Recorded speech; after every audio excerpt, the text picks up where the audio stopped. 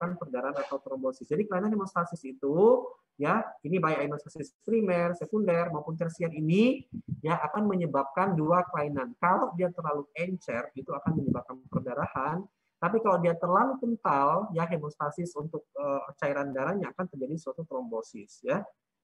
Nah, untuk trombosis sendiri itu artinya adalah proses pembentukan trombus atau adanya trombus dalam pembuluh darah atau jantung.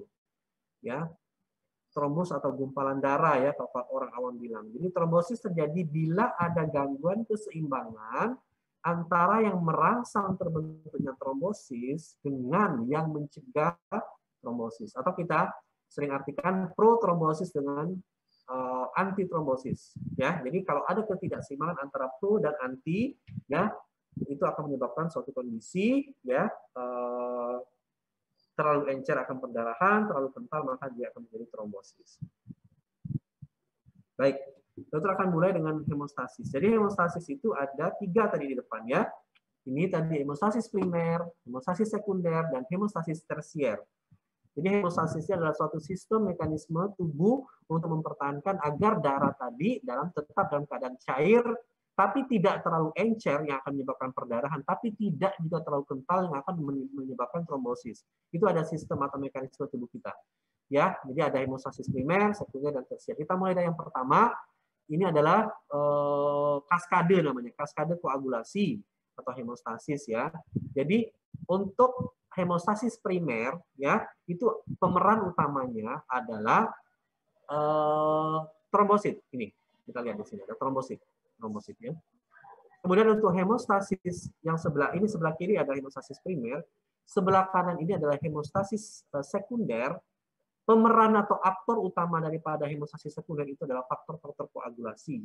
Ini kamu sudah pernah dapat kuliahnya, jadi faktor koagulasi itu ada faktor 1, faktor 2, faktor 3, ya, sampai faktor 10. Ya.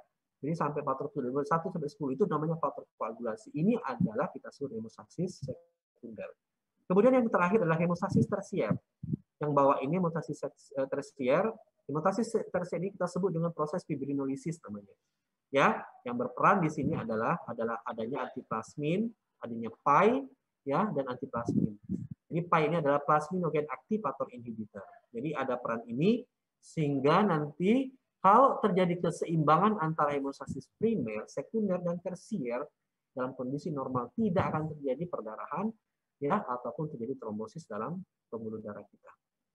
Nah, sekarang gimana mekanismenya? Kita ketahui kalau ada cacat, ada luka, atau ada disfungsi endotel atau pembuluh darah kita tahu bahwa pembuluh darah kita itu jaringan paling luarnya itu adalah endotel. Ya, jadi bagian dalam itu ada pembuluh bagian tengahnya. Jadi IMA ya, intima, media, sama adventitia. Jadi lapisan pembuluh darah kita. Jadi intima itu lapisan pembuluh darah kita yang paling dalam, yang akan kontak langsung dengan aliran darah kita.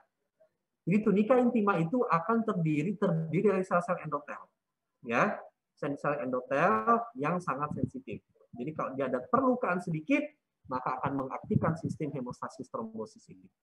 Kemudian bagian tengah daripada pembuluh darah itu ada kita sebut dengan tunika media. Saya cuma reminding ya, sebenarnya kamu sudah dapat kuliah ini di anatomi atau fisiologi ya, fisiologi. Lapisan kedua pembuluh darah itu adalah tunika media. Tunika media ini terdiri dari jaringan otot ya, sehingga si pembuluh darah tadi bisa berkontrak. Ya. Kemudian jaringan paling luar lapisan paling luar daripada pembuluh darah itu adalah tunika adventitia. Tunika adventitia ini akan terdiri dari jaringan ikat longgar. Ya, kenapa dia jaringan ikat longgar atau jaringan kolagen? Karena bagian luar daripada si pembuluh darah ini untuk melindungi daripada bagian dalam pembuluh darah, dari cacat, ya, dari perlukaan, ya, dari trauma. Jadi bagian paling luar itu adalah jaringan kolagen atau jaringan ikat. Dia paling kuat. Dan bagian paling sensitif itu adalah jaringan endotel atau pada tunika intima. Nah, kalau ada cacat atau luka, ya, baik pada tunika intima maupun tunika media dan tunika adventitia, ini terutama di tunika intima yang sekarang kita sering dengar itu namanya adanya disfungsi endotel. Jadi endotelnya mengalami disfungsi atau gangguan. Ya, kalau di sini bahasanya ada luka vaskuler, ada cacat, ada disfusi, ada robek gitu-gitu ya.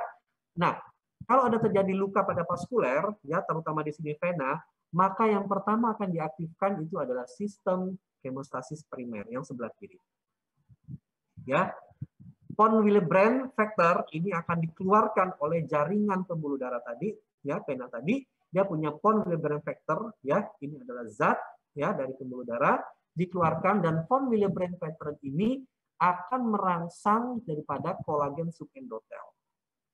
Ya, perangsangan kolagen subendotel ini akan mengaktifkan ya sistem daripada trombosit.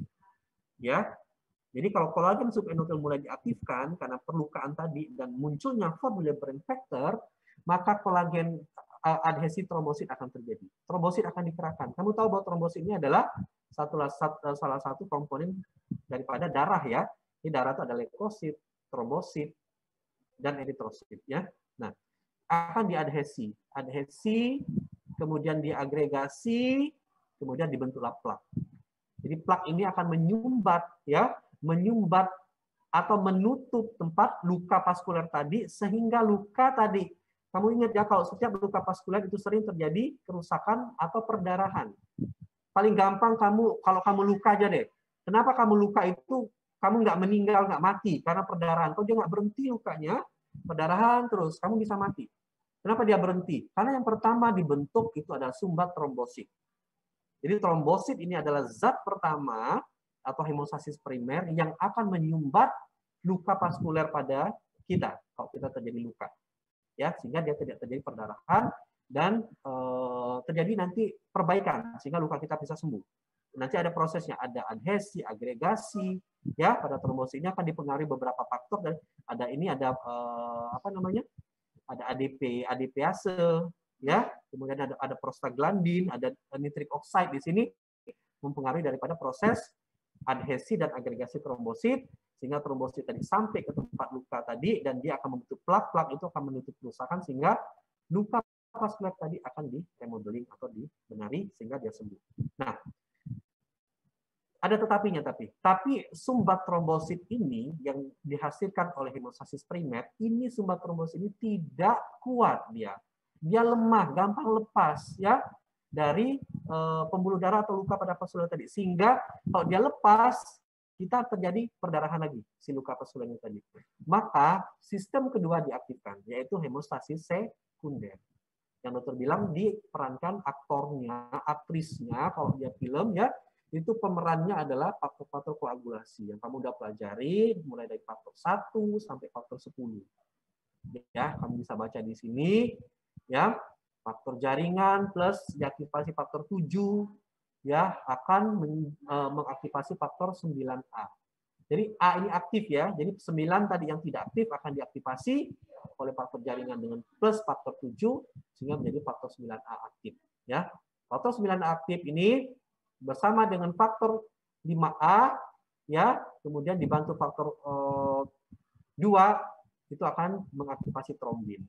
Ya. Kemudian di sini fibrinogen, ada fibrinogen akan diaktifasi ya, fibrinogen ini akan diaktifkan oleh faktor ini tadi ya. Ya, kemudian fibrinogen akan dirubah menjadi fibrin ya. Nah, fibrin oleh enzim transglutaminase akan membentuk plak di sini ya. Nah, bedanya plak yang dihasilkan oleh jaringan fibrin yang dibentuk oleh fibrinogen karena aktivasi faktor koagulasi tadi ini jauh lebih stabil. Jadi stable plak dia membentuk. Jadi tempat luka vaskuler tadi lebih stabil, ditutup. Kalau kayak kamu itu dibebet sama tensoplast ya, sehingga luka kamu berhenti. Nah, seperti itu. Jadi kalau di dalam pembuluh darah kita itu akan ditutup plaknya lebih stabil oleh hemostasis sekunder, lebih stabil dia ya, sehingga plak ini tidak cepat lepas atau tidak cepat menimbulkan perdarahan ulang. Nah, ini kedua ini untuk menutup plak ini akan menutup luka vaskuler tadi, ini proses penutupan plak. Nah, di sini kalau terlalu agresif ya, proses hemostasis primer dan sekunder ini terlalu aktif, terlalu agresif, terlalu berlebihan karena sesuatu dan lain hal, atau karena sesuatu yang patologi, ya maka akan membentuk trombosis di sini. Ngerti? Ya. Nah, agar dia tidak terjadi secara berlebihan, ada satu sistem atau mekanisme hemostasis lagi yang kita punya dalam tubuh kita, namanya hemostasis tersier atau sistem fibrinolisis. Di mana di sini sistem fibrinolisis ini yang diperankan oleh antiplasmin dan plasma activator inhibitor akan diaktifasi fibrinolisisnya sistemnya sehingga plak yang terbentuk tadi ya dibentuk rekanalisasi, ditahan, di-cut sehingga tidak terjadi pembentukan atau plak atau trombus yang berlebihan sehingga dia tidak menyebabkan trombosis. Itu namanya sistem fibrinolitik. Jadi dia menstabilkan agar plak tadi tidak terbentuk secara berlebihan pada sumbat di luka vaskuler. Ya, jadi keseimbangan inilah yang menyebabkan tubuh kita berada dalam posisi hemostasis.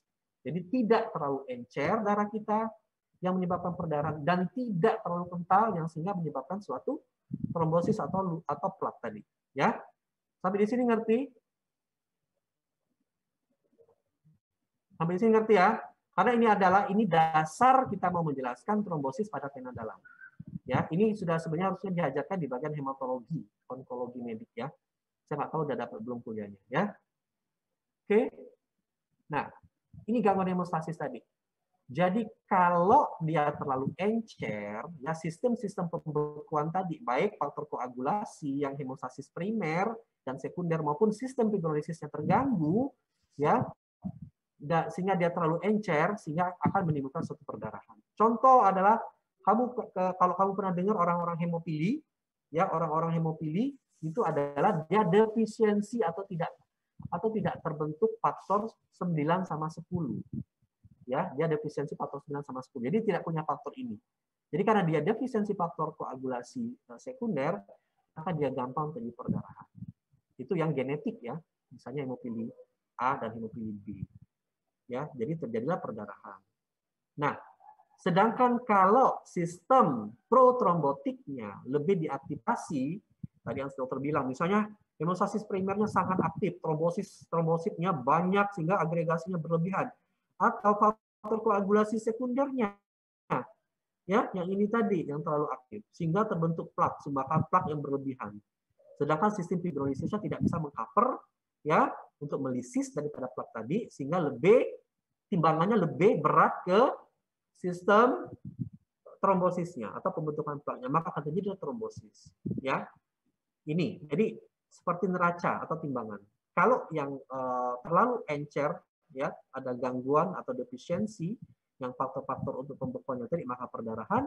Tapi kalau dia terlalu berlebihan penutupan plak tadi atau terbentuknya sumbat trombosit dan sumbat fibrin tadi, maka akan terjadi suatu trombosis.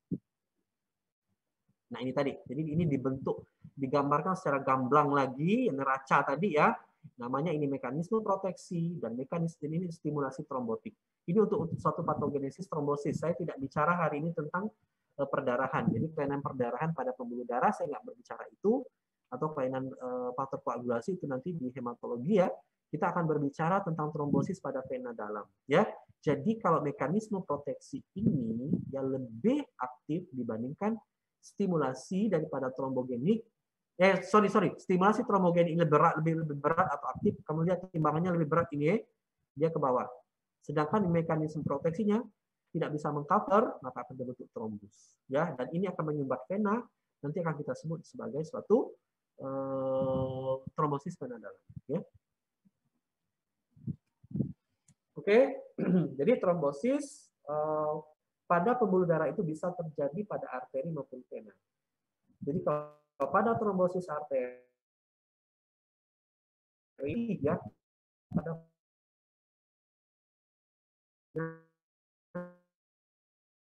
ya. Jadi selain fibrin itu didominasi oleh trombosit. Trombosit ini relatif warnanya lebih putih ya. Sedangkan pada vena itu disebut trombus merah karena komposisi trombusnya ya selain fibrin itu didominasi oleh sel-sel darah merah. Ya, makanya warnanya merah. Disebutlah dengan trombus putih dan trombus merah. Nah, sebenarnya ini ya proses terbentuknya trombosis ya pada pembuluh darah ini sebenarnya sudah dikeluarkan oleh ahli namanya Virchow tahun berapa itu dokter lupa ya, sudah lama sekali, tahun 18 berapa ya, dia mengeluarkan triad atau trias yang kita sebut trias atau 3 Virchow. Dia mengemukakan bahwa untuk terjadinya koagulasi ataukah hemostasis dan trombosis atau perdarahan akan dari perdarahan atau trombosis itu akan dipengaruhi oleh 3 faktor. Yang pertama koagulasi darah, adanya sistem koagulasi darah yang terganggu. Yang kedua adalah stagnasi atau stagnannya darah. Ya, yang ketiga adanya kerusakan daripada pembuluh darah. Jadi kalau ada 3 gangguan ini, ya maka akan terjadilah suatu ketidakseimbangan antara antitrombotik dan protrombotik. Dan trombus pena itu biasanya dimulai dari pena betis, ya, meluas sampai ke pena proksimal, kemudian dibentuk pada daerah aliran darah yang lambat. Jadi ingat bahwa semakin distal daripada tubuh kita, maka di situ akan semakin lambat aliran darahnya. Ya, jadi dibentuk biasanya mulai dari pena betis, ya, bagian yang lebih bawah atau yang bagian yang lebih distal, kemudian meluas sampai ke bagian proksimal. Sering dimulai sebagai deposit kecil pada sinus pena besar, ya, di betis pada puncak kantong pena, baik di pena dalam betis maupun di paha atau pada pena yang langsung terkena trauma. Jadi awalnya dia kecil dulu, ya, pada sinus-sinus pena. Jadi sinus-sinus pembuluh-pembuluh darah pena kecil, ya. Kemudian dia di betis, ya, kemudian pada puncak kantong pena, kemudian dia akan naik, akan bertambah, ya. Sehingga dia membesar sampai menimbulkan keluhan dan menimbulkan pembengkakan pada tungkai. Itu yang kita bilang dengan deferent thrombosis. Contohnya misalnya ini, ya, ada trauma pada pembuluh darah vena sehingga akan menyebabkan terjadinya suatu trombosis. Kemudian pembentukan, perluasan, dan pelarutan trombus serta emboli paru mencerminkan suatu keseimbangan antara faktor protrombosis yang kita sebut dengan trombogenik dan mekanisme protektif atau antitrombosis. Jadi tadi di depan tadi ya, jadi ada mekanisme protrombotik yang mengaktifasi daripada hemostasis primer dan sekunder, dan ada mekanisme antitrombotik yang kita sebut dengan fibrinolisis ya. Oh ya maaf, saya ulang sedikit yang di depan tadi ya. Ya, jadi ini.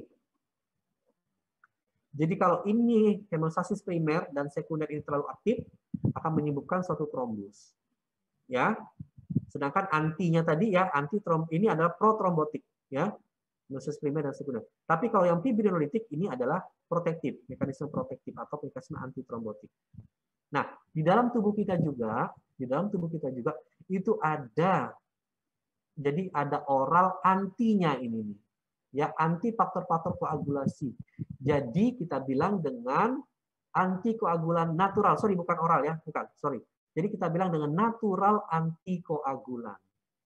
Ya, kita ketahui bahwa ada obat-obat antikoagulan, tapi sebenarnya di dalam tubuh kita sudah punya zat-zat antikoagulan. Jadi anti dari faktor-faktor koagulasi ini kita sebut dengan antikoagulan.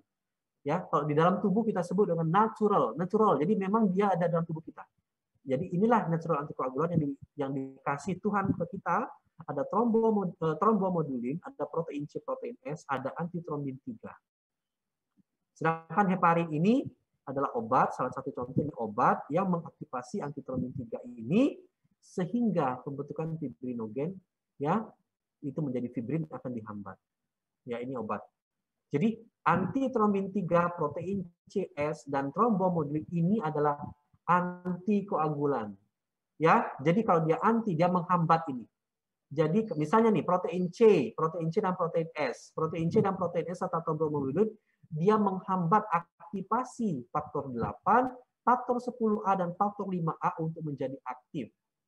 Sehingga dia tidak diaktifasi.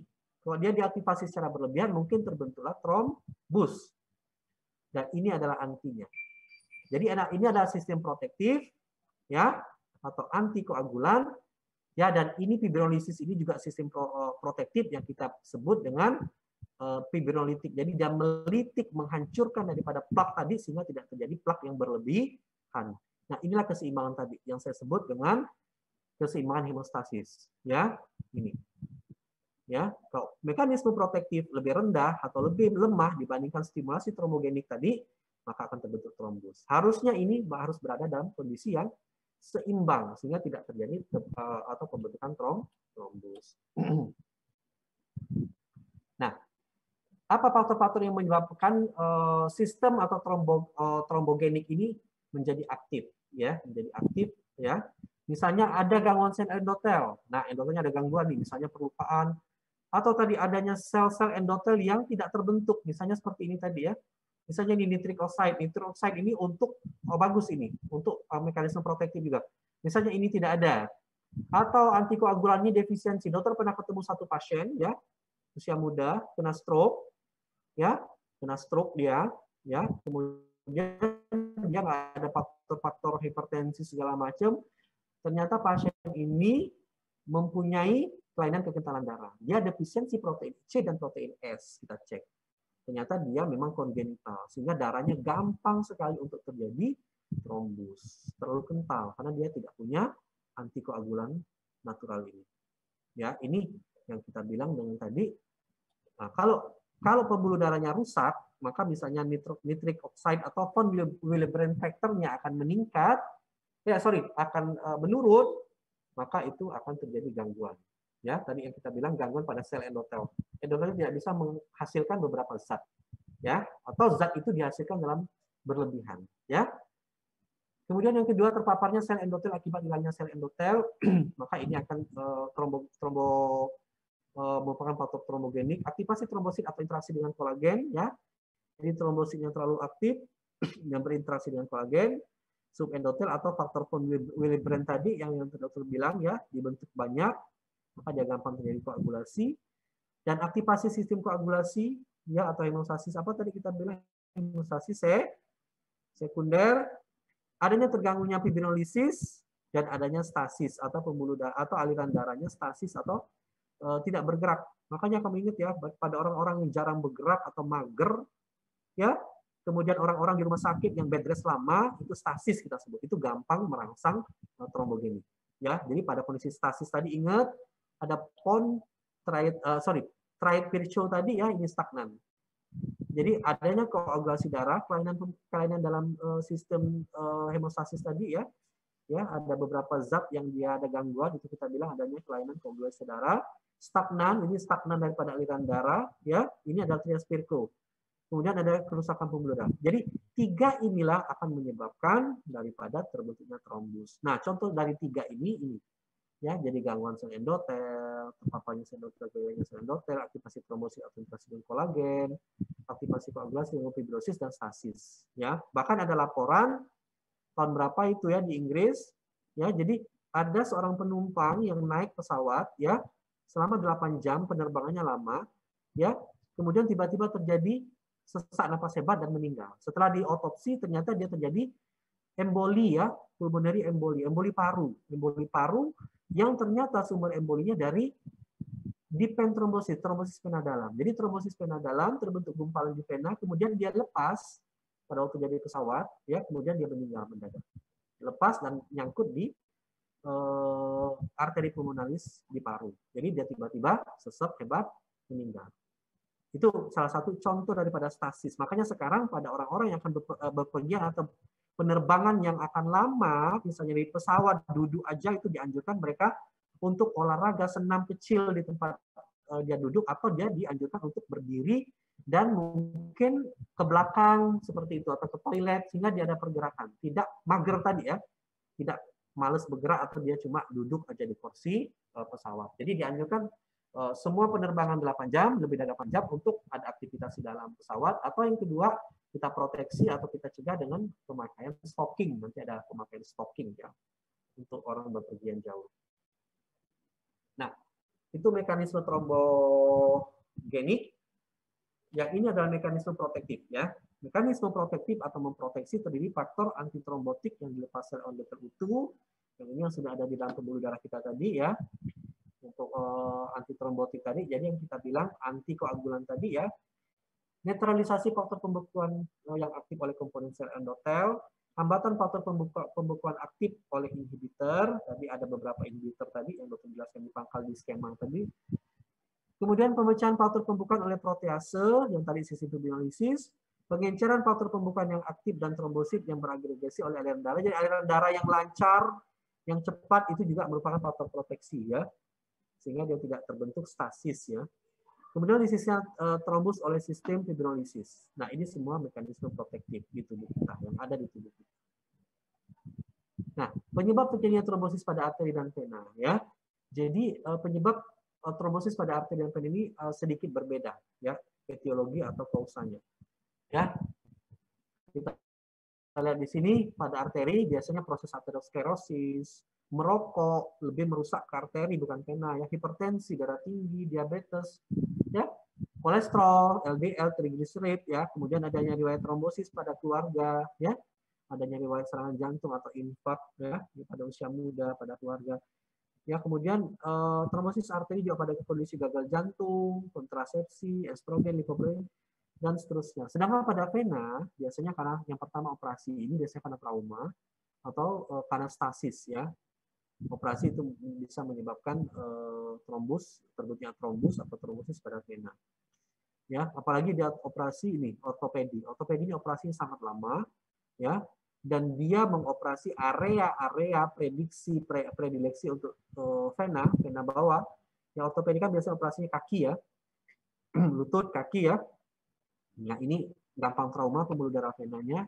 Dan yang kedua, venanya akan stasis karena operasinya lama. Ini akan menyebabkan terbentuknya trombus.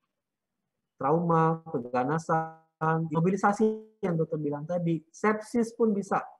Ya, sepsis bisa menyebabkan perangsangan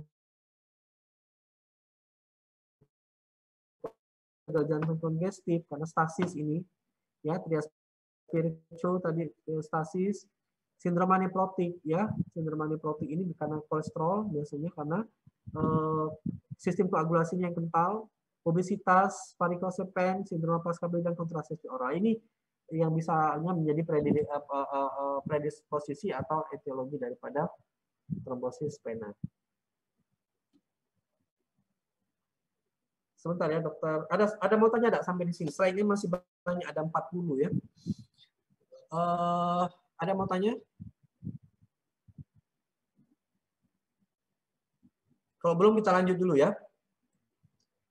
Nah, sedangkan klinis daripada trombosis vena dalam ya atau DVT itu adalah pembengkakan tungkai bawah. Ya, pembengkakan tungkai bawah. Biasanya ini unilateral atau sebelah, tidak dua-dua ya. Nah, cuma kamu harus be careful, harus hati-hati, ada beberapa kondisi yang menyebabkan juga pembengkakan daripada tungkai bawah. Ya, kalau acute ya, ini DD-nya. Ya, jadi kalau acute ya atau prosesnya baru ya, singkat, nggak lama ya, bisa DVT, bisa tromboflebitis, superficialis, bisa selulitis, efusi sendi, hemartrosis, fraktur, artritis maupun dermatitis. Ya, jadi itis-itis ini biasanya menyebabkan pembengkakan pada tungkai bawah dan dia unilateral. Be careful dengan ini. Ya, ini DD-nya DVT yang acute. Nah, untuk pembengkakan tungkai bawah yang kronik yang sifatnya lama ya bisa kelainan vena seperti post thrombotic syndrome atau insufisiensi vena kronik, obstruksi vena yang lama ya, atau penekanan vena ya, misalnya karena suatu tumor atau kanker atau kanker ya, ini bisa menyebabkan venanya terjadi DVT ya, DVT-nya bersifat kronik ya. Kemudian limfodermatosklerosis, ini adalah penyakit kulit dan kelenjar getah bening ya, yang menyebabkan daripada pembengkakan tungkai. Kemudian pembengkakan tungkai bawah yang kronik yaitu karena limfedem, jadi limfadenema ya. Jadi kelenjar getah bening yang terganggu, misalnya ada tumor di situ, atau kelenjar beningnya ada infeksi, ataupun kelenjar beningnya ada trauma. Sedangkan kelainan kongenital, hemangiom, dan lain-lain itu gagal jantung dan edema idiopati pada wanita. Ini DD daripada pembengkakan tungkai bawah yang kronik. Salah satunya adalah karena vena. Yang akan kita pelajari ini adalah post thrombotic syndrome atau insufisiensi vena kronik obstruksi vena. Ya. Nah, ini sebenarnya ini harusnya dokter taruh di depan tadi. Ini sebenarnya anatomi daripada pembuluh darah vena. Ya, ini normal vein. Ya, ini varicose vein. Nah, ini pembuluh darah vena. Ya, kamu lihat di sini. Ya, lapisan pembuluh darah vena tadi kita sudah lihat tunika, intima. Ini yang paling dalam intima, tunika media otot polos. Ya, kemudian tunika adventitia jaringan ikat.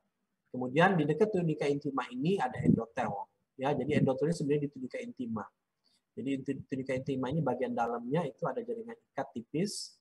Ya, bagian luarnya adalah endotel. Endotel ini yang sangat penting ya. Endotel ini bagian luar. Jadi kalau dia rusak sedikit, ini akan menyebabkan cacat atau luka vaskuler. Ini akan mengaktifasi sistem koagulasi darah ya, baik sistem hemostasis primer maupun sekunder yang dokter jelaskan di depan.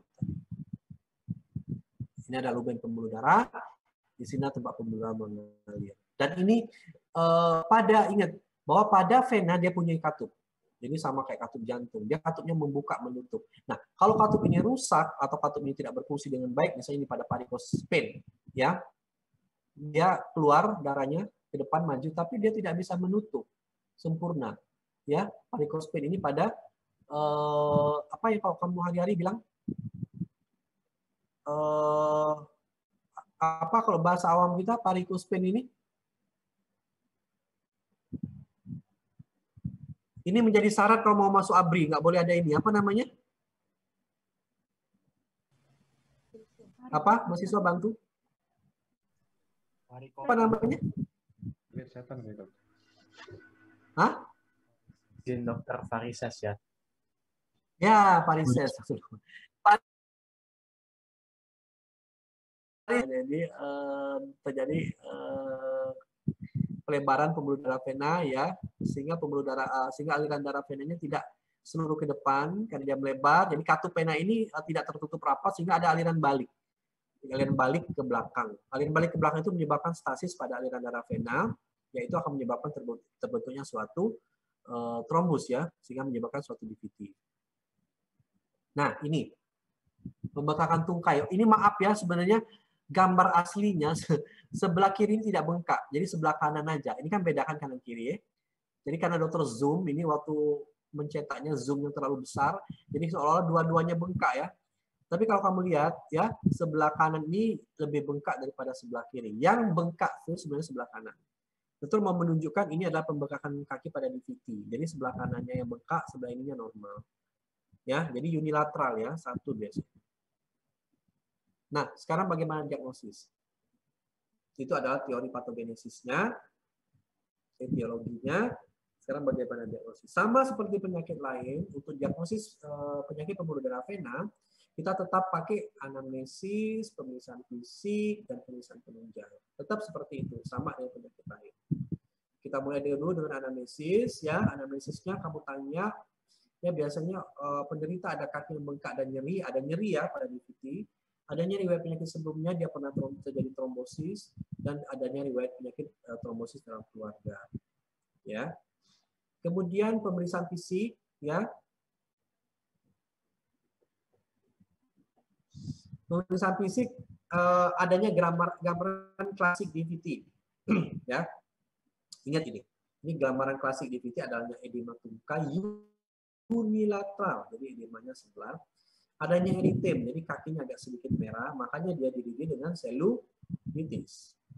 Kemudian kita raba, dia hangat. Lain dengan trombosis arteri ya. Kalau trombosis arteri diraba dia dingin. Ya, dia dingin. Karena dia tidak ada aliran tadi.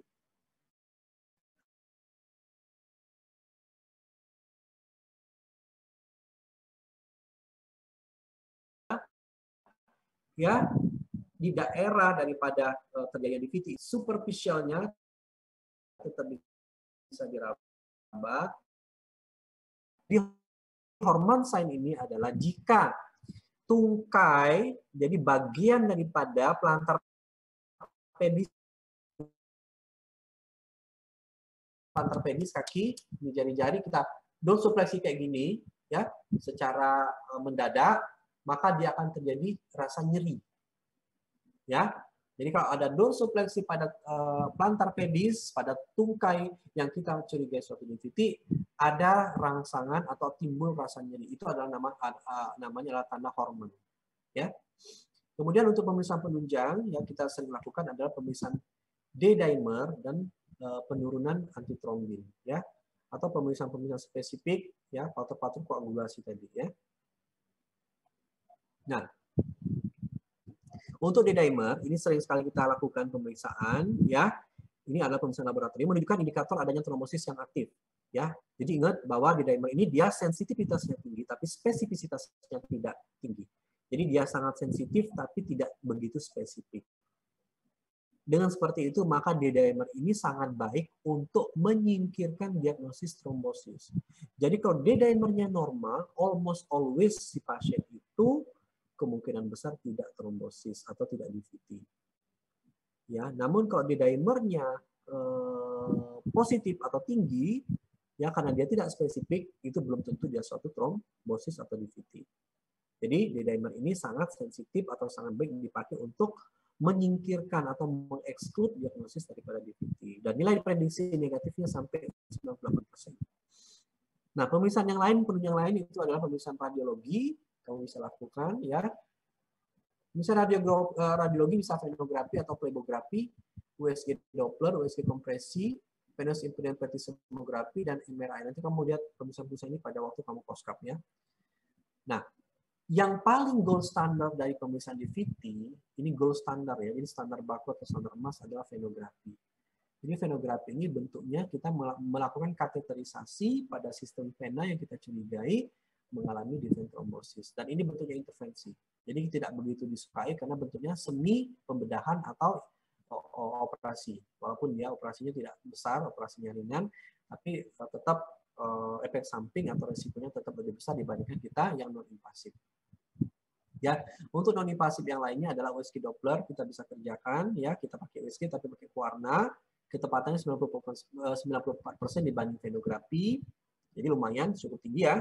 Sedangkan pemeriksaan venografi tadi, pemeriksaan gold standar untuk diagnosis DVT. Jadi kalau ditanya pada ujian atau ditanya pada hari-hari nanti koskap, kalau pasien DVT dengan pemeriksaan non-invasif kita masih ragu, belum tegak diagnosisnya, maka pikirkan untuk melakukan suatu pemeriksaan yang gold standar, standar baku. Jadi kalau sudah di venografi itu no question, tidak ada pertanyaan. Kalau dia tidak DVT berarti tidak, kalau dia DVT berarti memang itu DVT, karena dia gold standar. Ya. Kemudian bisa dilakukan MRI atau bentuknya CT MRI. Ya, jadi magnetic resonance imaging, pakai imaging ya, bentuknya seperti CT scan. Ya, ini digunakan umumnya untuk wanita hamil, ya, atau DVT pada pelvis atau iliaka, vena cava, di mana duplex scanning fasilitas bawah negatif. Jadi kalau sudah kita lakukan pemeriksaan scanning duplex masih negatif, maka bisa kita lakukan pemeriksaan yang lebih canggih lagi namanya MRI. Ya. Kalau kita tidak lakukan pemeriksaan venografi yang gold standar tadi. Nah, ini ada yang kita sebut dengan Wells score atau Wells Clinical Prediction Rule for DVT. Ya, jadi ini adalah skor yang dibentuk oleh ahli namanya Wells ya untuk melihat ya apakah risiko, apakah diagnostik kemungkinan besar pasien DVT atau tidak. Ya karena nanti Wells ini akan ada 3 poin. Ya kalau dia lebih 3 poin, ya maksudnya ada 3 kategori, sorry. Kalau dia lebih dari 3 poin di sini positif, maka dia high risk. Ingat, jadi pasiennya risiko tinggi banget untuk DVT. Kalau 1 sampai 2 poin aja yang positif, maka dia moderate risk atau % kemungkinan DVT. Dan kurang dari 1 poin ya low risk, ya cuma 3%. Ini poin-poin bisa baca. Apakah pasien tersebut ada active cancer? Ya dalam 6 bulan ini apa dia berobat selama 6 bulan terakhir ini, ataukah dia cuma paliatif? Ya itu skor yang 1. Adakah paresis, kelumpuhan ya, immobilization atau imobilisasi tidak bergerak, mager tadi pasiennya, atau memang pasiennya misalnya stroke yang lama cuma baring saja ya, sehingga lower extremity-nya terjadi imobilisasi, itu skornya 1. Adanya bedridden for more than 3 days because of surgery within 4 weeks. Jadi adakah bedridden ya tidak baring yang lama lebih dari 3 hari ya dalam 4 minggu misalnya karena suatu surgery atau operasi ya. adakah localized tenderness of deep pain? Jadi adakah perasaan berat tenderness ya yang terlokalisasi ya pada area-area distribusi pena-pena dalam. Adakah localized tenderness? Jadi berat, rasa seperti sulit digerakkan. Kemudian adakah leg swollen? Adakah pembekakan daripada tungkai yang menyeluruh? Satu tadi ya unilateral. Kemudian adakah unilateral pitting edema? Jadi bentuk edemnya atau bengkaknya dia pitting. Kalau pitting bisa ditekan ya, ditekan kemudian dia sebentar ke dalam belum langsung balik ya. Jadi dia ngedos, kalau itu kan nyekung ke dalam. Kita tekan tekan dia cekung ke dalam. Itu namanya pitting. Kalau kita tekan tidak sampai cekung berarti itu namanya non pitting. Ya, dan ada beberapa yang lainnya kamu bisa baca. Nah, ini skor-skor ini kalau kita jumlahkan ya, dia akan dikategorisasi si pasien menjadi high risk, moderate risk, dan low risk. Ya, kalau dia high risk berarti pasien kecurigaan besar untuk suatu DVT. Nah, ini adalah bagian algoritma untuk kita menjaring atau memeriksa pasien untuk mendiagnosis itu DVT. Jadi kalau kamu ketemu nanti di Bansal atau pada nanti kamu poskap, ya, kalau ada ketemu pasien dengan leg symptoms and clinical suspicion for DVT, jadi kalau ada kamu kelihatan leg symptom, ya, ada orang datang, dok, tungkai saya kanan ini bengkak sebelah, dok. Langsung kamu well score, ya, kamu langsung well score sini, ya. Jadi kalau kamu well score, kamu ketemu nanti 3 kategori. Low risk, moderate risk, atau dia high risk. Ya. Nah, kalau dia low probability risk, ya, jadi dia resiko rendah, dia well scores-nya rendah. Maka kalau dia low, kamu harus cek D-dimer tadi untuk menyingkirkan. Jadi kita di D-dimer, ya dia lebih negative predictive value untuk menyingkirkan diagnostik. Jadi kamu cek D-dimer. Kalau D-dimernya negatif, tidak naik, yang normal, maka DVT exclude. Tidak DVT dia. Tapi kalau D-dimernya positif, atau or not available, atau kamu tidak punya D-dimer, karena D-dimernya agak mahal, di tempat sarana kamu, dan pasien ini low probability, ya, maka kamu lakukan USG, vena, atau namanya venous ultrasound. USG vena, kamu lihat. Ya, pakai Doppler, pakai warna. Nah, kalau USG Dopplernya juga negatif, maka exclude. Tapi kalau USG Dopplernya positif, ya, maka kita confirm. Walaupun dia low probability, ya, tapi USG Dopplernya itu positif, maka kita anggap ya DVT dan treat atau terapi. Ini algoritma. Saya sering keluar ujian ini, ya, kamu pelajari betul. Untuk moderate dan high risk, ya, yang resiko tinggi dan moderate, ya, karena dia sudah resiko tinggi dan moderate, dia tidak lagi lakukan D-dimer test, ya, jadi dia sudah kecurigaannya sudah lumayan. Jadi tidak di D-dimer dulu, dia langsung di ultrasound, ya, di USG. Kalau USG-nya positif sudah langsung anggap DVT dan treat terapi. Tapi kalau venous ultrasound-nya negatif, padahal dia moderate atau high risk, ya, maka kita coba cek D-dimer untuk mengekstrud atau menyingkirkan DVT-nya tadi. Ya, kalau ternyata ya D-dimernya negatif tadi kita sudah sepakat, kalau D-dimer negatif atau normal kita ekstrud DVT-nya. Tapi kalau D-dimernya positif, maka kita follow up dulu. Ya, karena dia bertentangan dengan USG tadi, USG-nya negatif. Kok D-dimernya positif gitu loh. Kita follow up dulu, ya. Kemudian nanti beberapa minggu kita lakukan second venous ultrasound examination. Jadi kita USG Doppler ulang. Kalaupun tidak jelas dan kita tidak dapat, kita bisa pertimbangan venografi yang gold standar pemeriksaan. Ya, ini dihafal ya, dipelajari algoritmnya. Nanti biasa saya keluarin soal ujian ini dalam bentuk case atau kasus ya. Nah, sekarang kita masuk ke penata laksanaan. Ya, prinsip atau tujuan penata laksanaan itu adalah menghentikan bertambahnya trombus, membatasi bengkak yang progresif pada tungkai, melisis atau membuang bekuan darah, misalnya dengan trombektomi, dan mencegah disfungsi pena atau kerusakan pena, ya. Kemudian mencegah emboli. Ingat, yang paling ditakuti, yang paling berbahaya daripada DVT, dia bisa lepas dan akan menyumbat di arteri pulmonalis paru. Dan ini bisa menyebabkan sudden death atau mati mendadak. Jadi yang kita sebut dengan emboli paru. Bagaimanakah penata laksanaannya? Yang pertama obat-obatan, ya. Obat-obatan yang kita biasa berikan itu antikoagulan. Ingat tadi antikoagulan tadi di mana kerjanya? Yang saya bilang tadi bahwa di badan kita punya natural antikoagulan ya. Ya, jadi ada trombomedulin, protein C, protein S, dan antitrombin 3. Itu adalah natural antikoagulan pada tubuh kita yang sudah diberikan Tuhan. Namun pada kondisi trombotiknya bekerja lebih hebat, lebih aktif karena sesuatu dan lain hal, karena suatu proses patologi, maka antikoagulan natural itu tidak bisa bekerja dengan baik. Dan kita butuh antikoagulan yang dari luar. Ya, antikoagulan dari luar ini bisa oral, ya, bisa injeksi atau sistemik. Nah, untuk injeksi kita berikan ini. Antikoagulan kita bilang yang pertama UFH. UFH ini adalah unfractionated heparin. Ya, LMWH ini adalah low molecular weight heparin.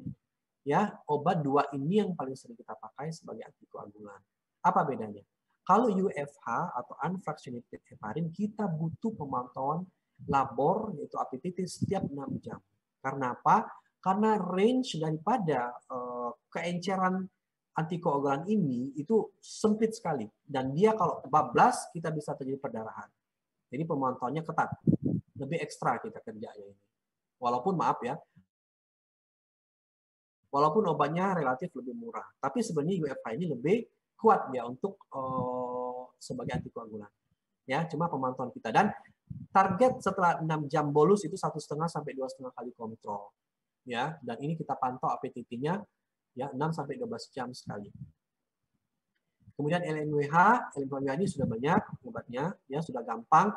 LMWH ini yang low weight molecular. Jadi kita lebih gampang, tidak butuh pemantauan dan tidak perlu pemantauan labor ketat karena dia risiko perdarahannya lebih kecil, ya. Kemudian setelah diberikan antikoagulan injeksi atau sistemik, ya, kemudian sudah tercapai daripada APTT-nya tadi, ya, maka kita lanjutkan antikoagulan yang tablet atau oral. Ya, yang paling sering dipakai itu adalah warfarin, ya, sampai target INR kita. INR ini adalah kekentalan darah kita, targetnya keenceran darah kita, keenceran kita. Jadi INR ini adalah international ratio, itu 2 sampai 3 angkanya. Kemudian heparin itu dihentikan, ya, dan lama pemberian antikoagulan oral itu bisa 6 minggu sampai 3 bulan jika si pasien itu punya faktor risiko yang reversible. Reversible itu maksudnya yang bisa hilang atau bisa dibenahi. Ya. Namun jika idiopatik kita tidak tahu penyebabnya apa, DVT-nya, maka kita berikan 6 bulan antikoagulannya. Selama 6 bulan oral. Dan jika faktor risiko itu diturunkan atau congenital bentuknya, memang dia kelainan bawaan, ya, misalnya tadi, ya, misalnya defisiensi salah satu faktor koagulan, ya, tidak ada protein C, tidak ada protein S, gitu-gitu ya, memang dari bawaan lahir. Nah, jadi gampang terjadi trombus, terbentuk trombosis. Maka seperti tadi ini defisiensi, maka antikoagulnya diberikan seumur hidup, ya. Nah, obat kedua itu adalah trombolitik. Yang saya bilang tadi, trombolitik ini adalah sistem yang mempengaruhi proses hemostasis tersier, yaitu sistem fibrinolisis, ya. Jadi dia berfungsi obat ini untuk melisis atau menghancurkan trombus secara cepat, mengaktifkan plasminogen tadi menjadi plasmin, ya. Kemudian trombektomi, ya. Trombektomi terutama dengan fistula aterovena sementara harus dipertimbangkan pada trombosis vena iliofemoral akut yang kurang 7 hari. Jadi pada kondisi adanya fistel, ya, antara arteri dengan vena, ya, kemudian trombosis vena dalamnya mengenai daerah ileum dan femoral, jadi agak ke proksimal, ya, yang akut dan kurang 37 hari, maka kita trombektomi. Trombektomi ini maksudnya kita jaring, kita ambil, ya, kita tarik atau kita buang, angkat trombusnya. Nah, yang berikutnya adalah dengan alat yaitu filter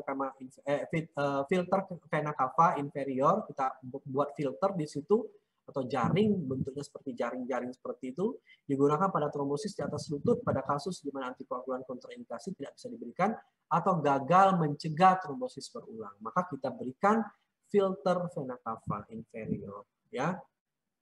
Ini bentuknya alat seperti jaring.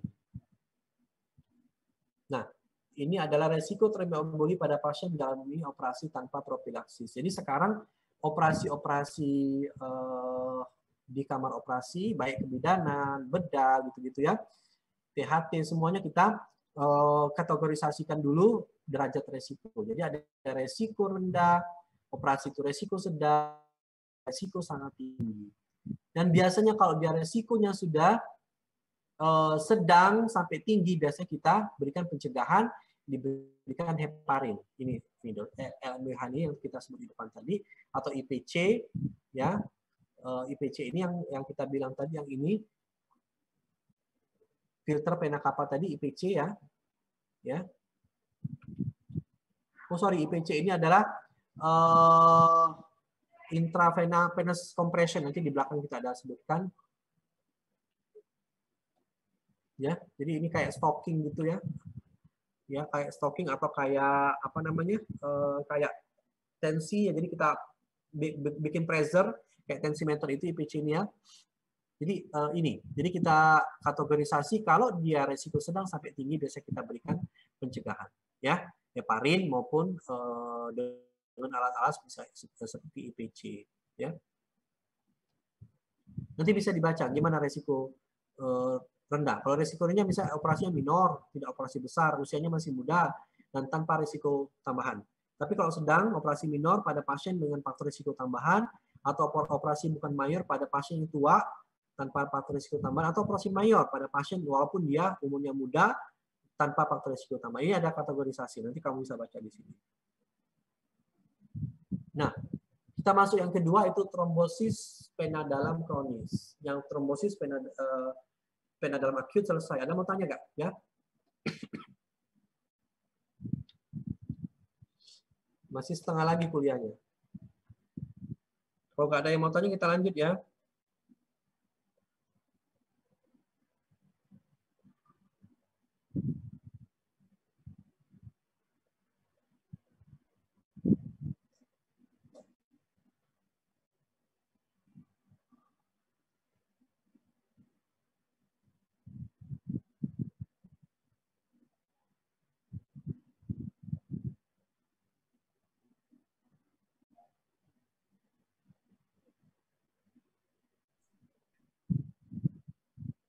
Baik. Ini kondisi trombosis pena dalam kronik, yaitu pembengkakan tungkai kronik ya bila asimetris merupakan tanda DVT kronik atau PPS atau PPS nanti, atau PPS apa kita di belakang ya. Nah, ini sama tadi faktor risiko DVT ya. Jadi trombosis pena dalam kronik dan akut itu faktor risikonya sama ya. Jadi ini dokter ulang lagi, yaitu faktor risiko ini adalah orang-orang yang misalnya usia di atas 40 tahun, obesitas, gemuk, imobilisasi, kehamilan, masa yang relatif orangnya kurang bergerak. Untuk obat-obatan ya yang mempengaruhi faktor-faktor koagulasi seperti pil kontrasepsi oral, atau dia memakai hormon replacement terapi ya, atau kondisi akut misalnya prosedur bedah lebih dari 30 menit, terutama untuk kasus ortopedi atau neurosurgery, urologi, ginekologi, atau kondisi pasien yang mengalami sepsis, itu gampang terjadi trombosis ya, dan trombosis. Dan penyakit kronik ya yang merupakan faktor risiko terjadi DVT adalah keganasan atau kanker, gagal jantung, varises pena tadi, infak miokard, riwayat pribadi atau keluarga, DVT atau emboli paru, paralisis karena stroke, atau IBD, atau kondisi hypercoagulable state atau hypercoagulasi. Ya, ini adalah faktor risiko terbentuknya DVT, baik yang akut maupun yang kronik. Nah,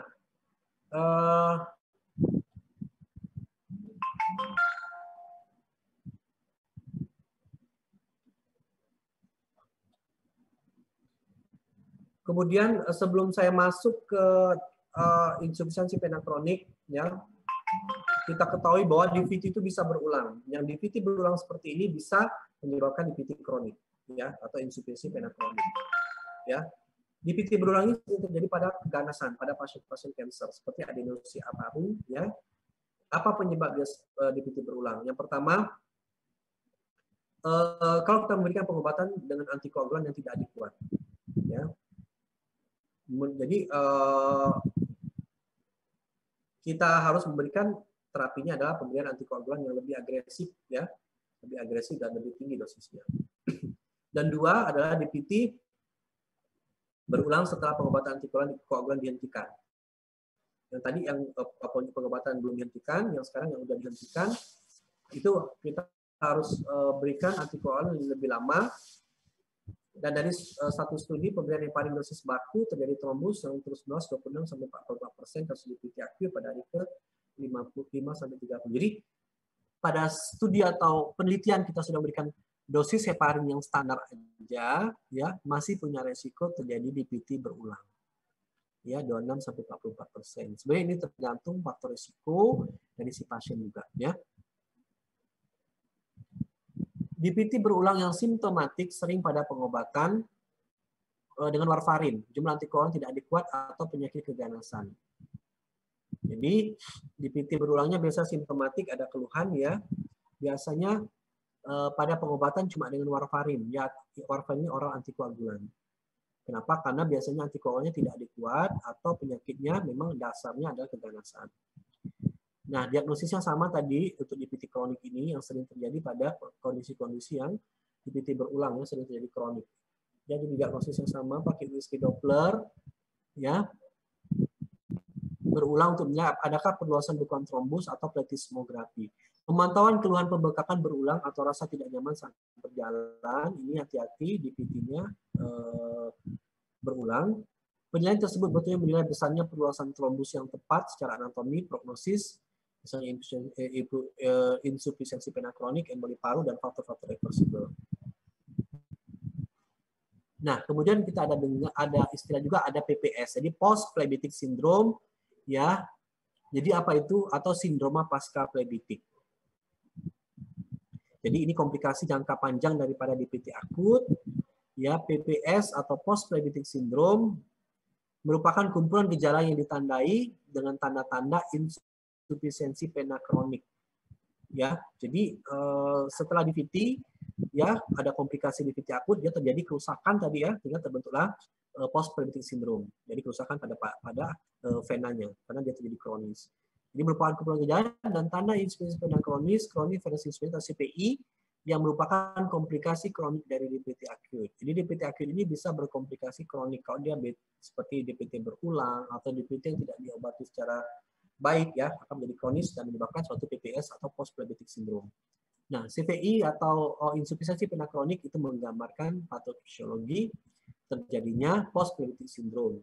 Untuk istilahnya ini penyakitnya, sedangkan CVI ini adalah menggambarkan patofisiologinya. Terjadinya PPS ini karena terjadinya insufisiensi vena kronis. Terjadi kronis. PPS adalah bentuk kelainan anatomi yang ditimbulkan oleh PCI. Sedangkan bentuk PPS bisa ringan, ya, di post phlebitic syndrome bisa ringan, edema ringan, kelainan kulit ringan dan hiperpigmentasi, dan bisa berat sampai pembekakan yang disertai dengan nyeri dan ulcerasi. Jadi kayak ulkus yang dalamnya. Nanti kita lihat gambarnya.